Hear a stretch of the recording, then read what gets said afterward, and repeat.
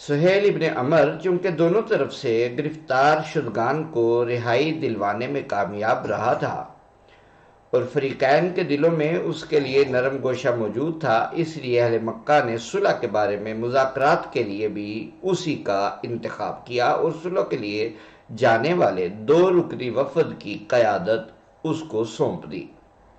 سہیل ایک بار پھر جانب عالم کے پاس آیا اور بسلسلہ صلح بات چیت شروع کی۔ دوران تکلم اس کی آواز بلند ہونے لگی تو ایک صحابی نے کہا، اخفض صوتک عند رسول اللہ، رسول اللہ کے سامنے اپنی آواز کو نیچا رکھ۔ بہرحال گفتگو جاری رہی۔ سہیل نے کہا، محمد، ہم تمہیں عمرہ و حج پر کوئی اعتراض نہیں ہے۔ بہرحال گفتگو جاری رہی۔ سہیل نے کہا، محمد، ہمیں تمہارے عمرہ و حج پر کوئی اعتراض نہیں ہے، تم آئندہ سال بے شک عمرہ کر لینا، مگر اس دفعہ ہم اس کی اجازت نہیں دے سکتے، کیونکہ پورے عرب میں یہ بات مشہور ہو جائے گی کہ اہل مکہ نے محمد کو روکنے کی بہت کوشش کی مگر کامیاب نہ ہو سکے اور محمد جبرن مکہ میں داخل ہو گیا۔ جانب عالم صلی اللہ علیہ وسلم تو تھے ہی صلح جو اور نرم خو، آپ نے نہ صرف یہ شرط منظور کر لی بلکہ بعض ایسی شرائط بھی مان لی جو چند پرجوش صحابہ کرام کے لیے وقتی طور پر سخت صدمے کا سبب بنی، مگر جانب عالم صلی اللہ علیہ وسلم نے ان کے اعتراضات مسترد کر دیے اور معاہدے کو ضبط تحریر میں لانے کا حکم دے دیا۔ اس معاہدے کے کاتب حضرت علی المرتضی رضی اللہ تعالیٰ عنہ تھے۔ انہوں نے حسب معمول تحریر کا آغاز بسم اللہ الرحمن الرحیم سے کیا تو سہیل نے کہا، اللہ تو ٹھیک ہے لیکن رحمان کے بارے میں کچھ پتہ نہیں کہ یہ کون ہے، اس لیے پرانے عرب دستور کے مطابق بسمک اللہم لکھو۔ نہیں، ہم بسم اللہ الرحمن الرحیم لکھیں گے۔ صحابہ کرام نے اصرار کیا، لیکن یہ خیر کوئی ایسی اہم بات نہیں تھی کیونکہ مقصود تو اللہ کے نام سے آغاز کرنا ہے اور یہ مقصد بسمک اللہم سے بھی حاصل ہو جاتا ہے۔ اس لیے جانب عالم صلی اللہ علیہ وسلم نے فرمایا، جس طرح سہیل کہتا ہے اس طرح لکھ دو۔ چنانچہ حضرت علی نے بسمک اللہم لکھ دیا۔ اس کے بعد حضرت علی نے معاہدے کا عنوان لکھنا شروع کیا، یہ وہ فیصلہ ہے جو محمد رسول اللہ کی طرف سے ہے۔ ابھی اتنا ہی لکھا تھا کہ سہیل نے پھر اعتراض کیا اور جانب عالم سے کہا، اگر ہم تمہیں اللہ کا رسول تسلیم کرتے تو پھر جھگڑا ہی کیا تھا؟ اس صورت میں تو ہم نہ صرف یہ کہ تمہیں مکہ میں داخل ہونے کی اجازت دے دیتے بلکہ تم پر ایمان لاتے اور تمہاری پیروی کرتے۔ محمد رسول اللہ کی بجائے محمد ابن عبداللہ لکھو۔ جانب عالم نے فرمایا، اگرچہ تم میری تکذیب کرتے ہو لیکن اس میں کوئی شبہ نہیں کہ میں اللہ کا سچا رسول ہوں۔ پھر حضرت علی سے فرمایا، محمد رسول اللہ اس کو مٹا دو اور محمد ابن عبداللہ لکھ دو۔ حضرت علی رضی اللہ تعالیٰ عنہ نے عرض کیا، یا رسول اللہ، میں کسی صورت میں رسول اللہ کا لفظ مٹانے کی جرت نہیں کر سکتا۔ چنانچہ جانب عالم صلی اللہ علیہ وسلم نے خود اپنے دست مبارک سے محمد رسول اللہ کا لفظ مٹا دیا اور اس کی جگہ محمد ابن عبداللہ لکھ دیا۔ اس کے بعد معاہدہ صلح کی 6 شرائط لکھی گئی۔ 1، اس سال مسلمان واپس چلے جائیں۔ 2، آئندہ سال آئیں اور صرف 3 دن رہ کر واپس چلے جائیں۔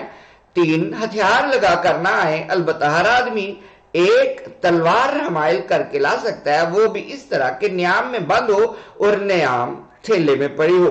4، مسلمانوں میں سے کوئی شخص اگر مکہ میں رہنا چاہے تو وہ رہ سکتا ہے، لیکن جو مسلمان مکہ میں پہلے سے موجود ہیں وہ اگر مسلمانوں کے ساتھ مدینہ چاہیں تو نہیں جا سکتے۔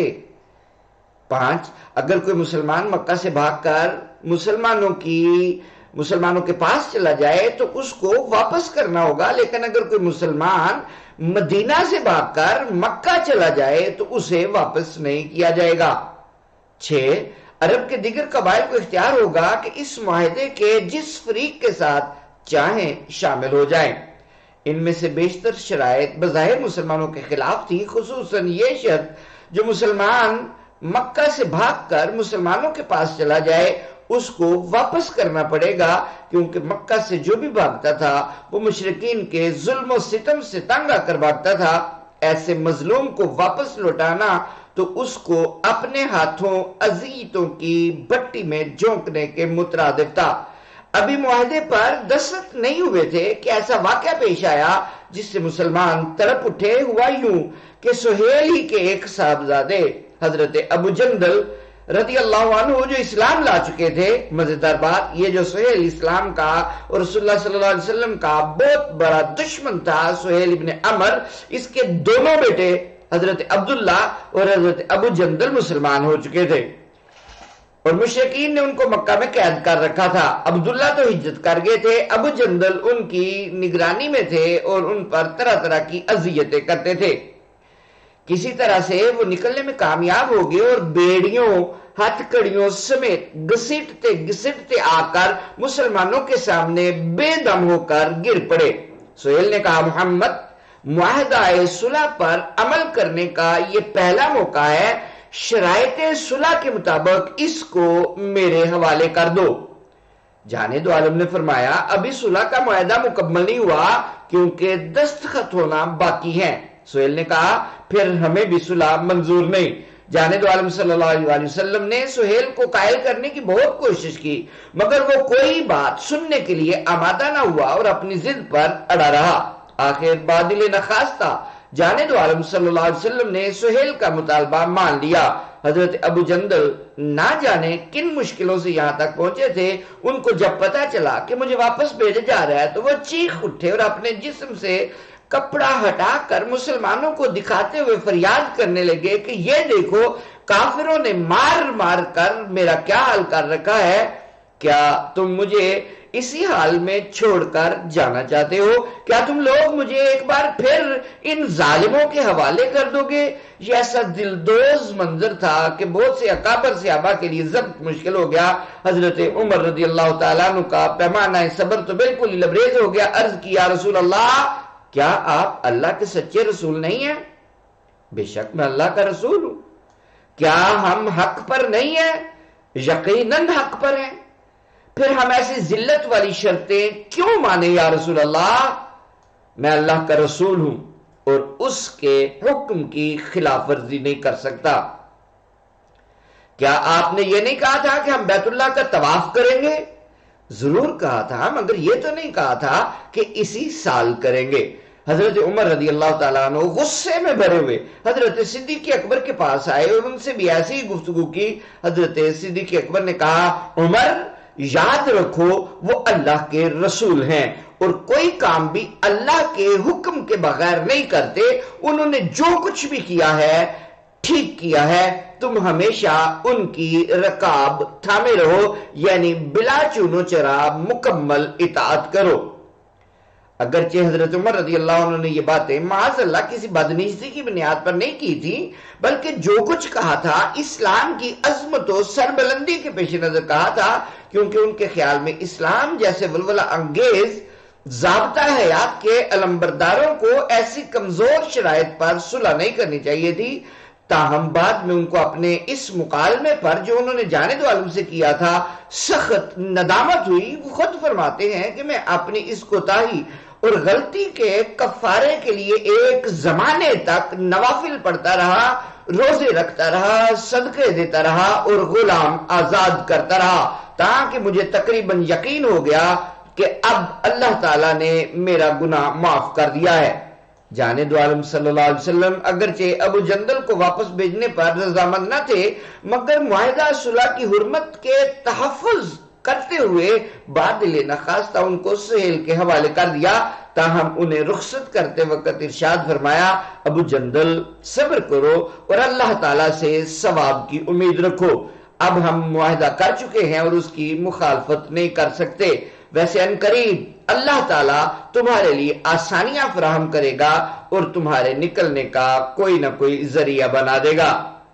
جانے دو عالم صلی اللہ علیہ وسلم کا یہ فرمان بالکل درست ثابت ہوا اور حضرت ابو جندل کو جلد ہی اہل مکہ کی وحشت و بربریت سے نجات مل گئی۔ اس کا سبب یہ بنا کہ جانے دو عالم کو صلح کا معاہدہ کر کے واپس مدینہ آئے ہوئے ابھی تھوڑا ہی عرصہ گزرا تھا کہ ایک اور وفاکیش حضرت ابو بصیر ظلم و ستم سے تنگ آ کر مکہ سے فرار ہو گئے اور جانے دو عالم کے پاس مدینہ آ پہنچے، مگر ابھی 2 ہی دن گزرے تھے کہ مکہ سے ان کے تعاقب میں 2 آدمی آ گئے۔ انہوں نے جانے دو عالم کو معاہدے کی یہ شک یاد دلائی کہ اگر مکہ سے کوئی بھاگ کر مدینہ چلا آئے تو اس کو واپس کرنا پڑے گا، اور کہا کہ ابو بصیر کو ان کے حوالے کیا جائے۔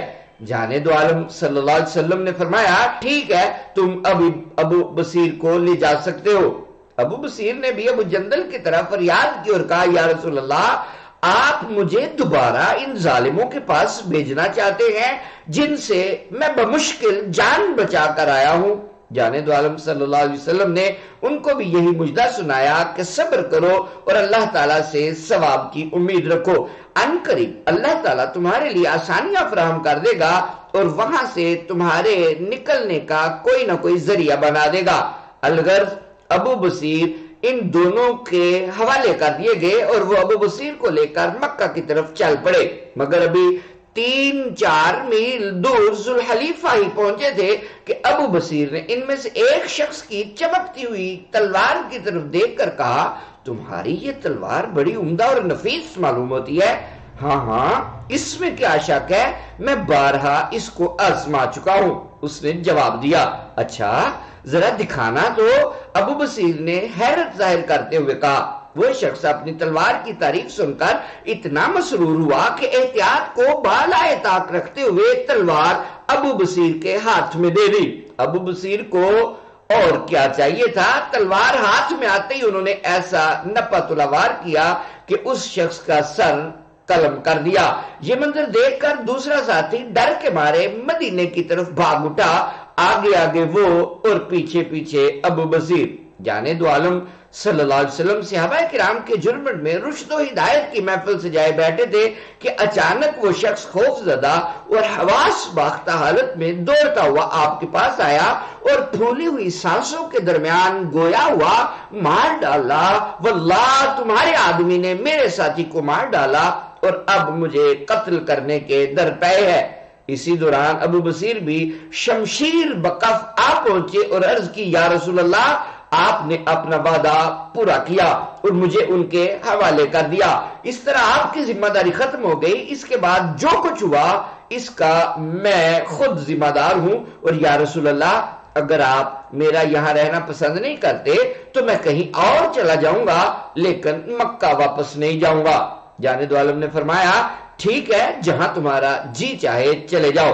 ابو بصیر وہاں سے رخصت ہو کر سمندر کے ساحل پر چلے گئے اور وہی جھاڑیوں کے ایک جھنڈ میں اپنی کمین گاہ بنا لی۔ رفتہ رفتہ یہ خبر مکہ بھی پہنچ گئی کہ ابو بصیر نے سمندر کے کنارے ڈیرا لگا لیا ہے۔